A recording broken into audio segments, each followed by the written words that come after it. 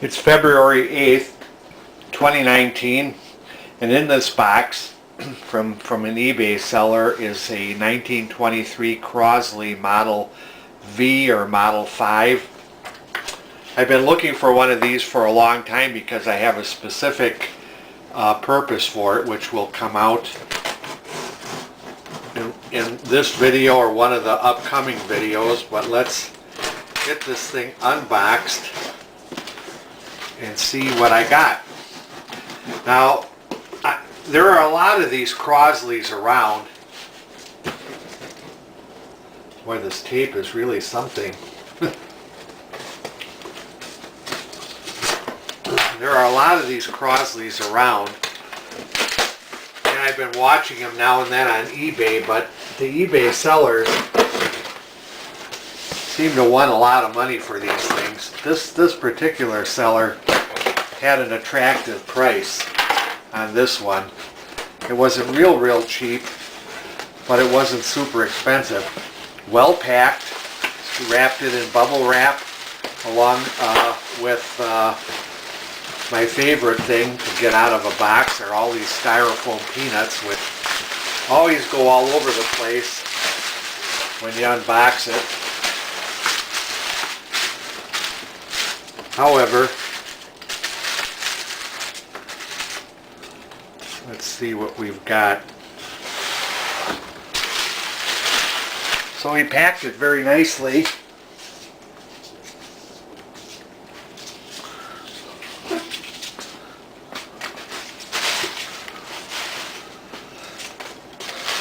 Good seller.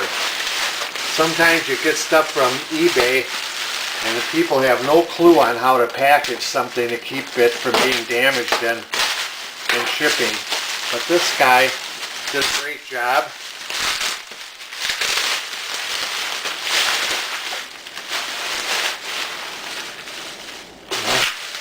In fact, he even packaged it with 2 layers of different kinds of bubble wrap. Even better yet. I like it. Very nice. So, see if I can do this without slashing open my veins.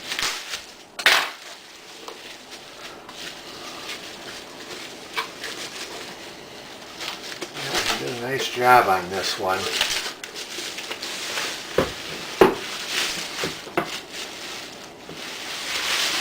So, there we are. Crosley Model 5. Very simple radio, really. Oh, he packed the inside with peanuts.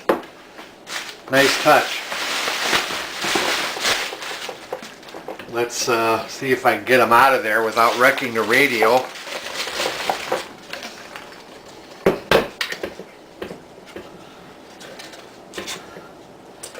Sometimes too much packing can be a bad thing.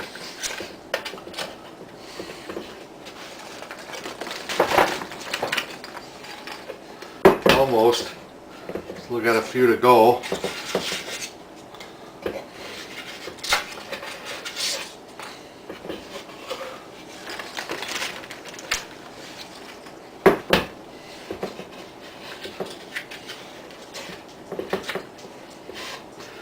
Okay, I have to dig some of these out.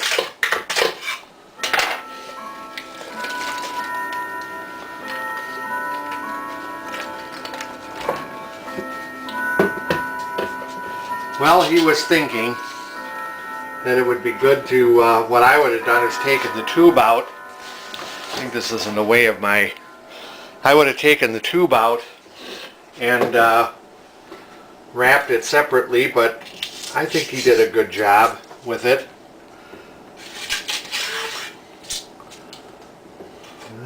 Almost all of them out of here.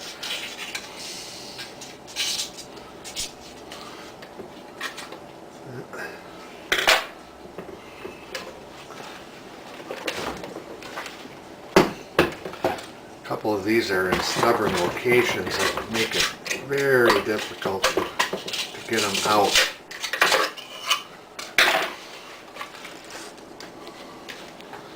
One more piece. Wow. Well, anyways, it did arrive here in excellent condition. Can't seem to get those last pieces out. The thing about these styrofoam things is they tend to be attracted to static. And one more little piece. Oh boy, come on. There we go. Looks like I got them all. Okay, so here we have a 1923 Crosley Model 5. One tube. I'll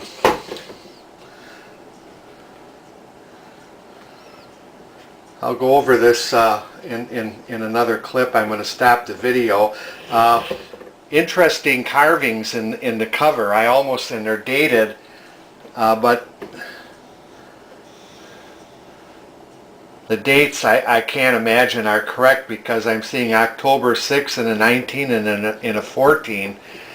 And this radio would be made in 1923, so however those got in. Oh, it says made, M-A-I-D, October 6th, 19, maybe it says 14. That's not right, but that just makes the radio a little bit more interesting to see what's in the lid here. This is kind of crinkled up a little bit, but overall the radio looks pretty good. I'm going to take this clip out of my camera and then start another clip on this.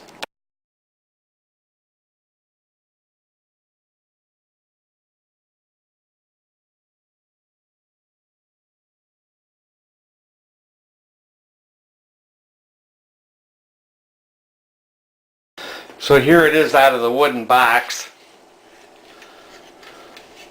You can see it's pretty simple. You have a tube. This is a tickler coil. The closer you pull it, the more it regenerates. If you get it too close, what happens is it turns this radio into a transmitter. The rheostat here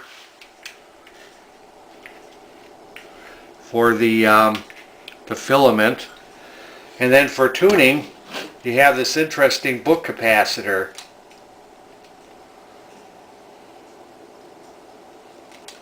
Very interesting, isn't it? So the only other components involved are this mica capacitor here, which I'm sure is good, and the grid leak resistor, which should read anywhere from 2 to 5 mega ohms, which I'll check out. More than likely, there's another capacitor here, by the way. More than likely, this radio will work right out of the box. I wouldn't be a bit surprised if it wouldn't. But what I'm going to do is I'm going to check the grid leak resistor to see if we've got. A lot of times these will open up, and I'm going to check the vacuum tube to see if I actually have a good filament in it. So that's the next phase of operation.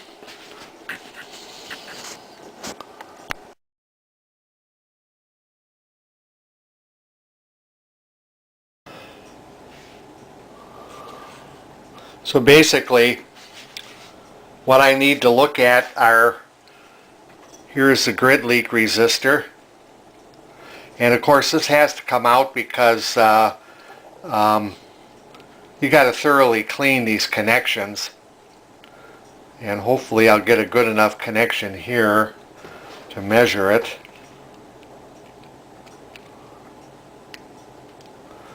And according to this, it is typically open. Wait a minute. Maybe, well, I'm reading through my hands.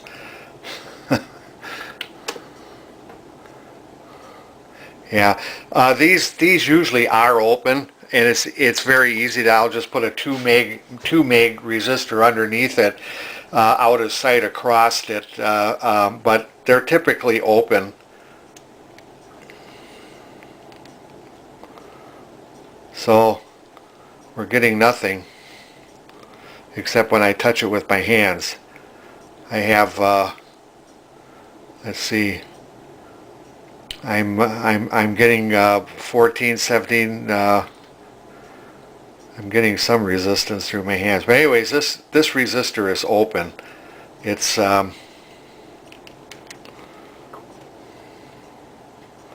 it is open.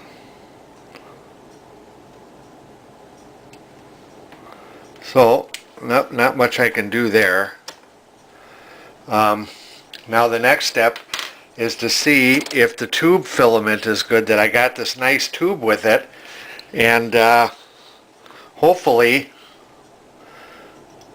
it has a good filament. And it does. So we've got a good filament. I don't know how well the tube conducts, but we've got a good filament. And so I have to clean up some terminals, and you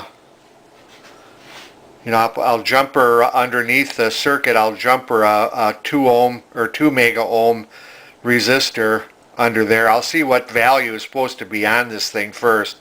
But I knew this would be open. I very rarely ever run into these that are not open. And I was really surprised that at the price I got this thing for, that such a nice tube came with it. It looks like this tube probably will work very good. I'm very, very surprised on that one. So for the price, this is a dandy little radio. I was really happy to find that seller really gave me, I think, a good deal on it in his buy it now price. Here again is the rheostat for the filament. This little peephole is so you can see the filament glowing in the tube. Here's an antenna tuner down here. One person said it was like a band switch in a way, because it divides up the broadcast band in 5 different chunks of tuning. I don't know if I'd view it that way or not, but and then this is the tickler coil, which you just simply pull out accordingly. When this is in operation, you'll see how it works, and here's the tuning knob. Very nice. Like I say, a very nice radio and a very nice eBay find at a very good price. Very happy with it.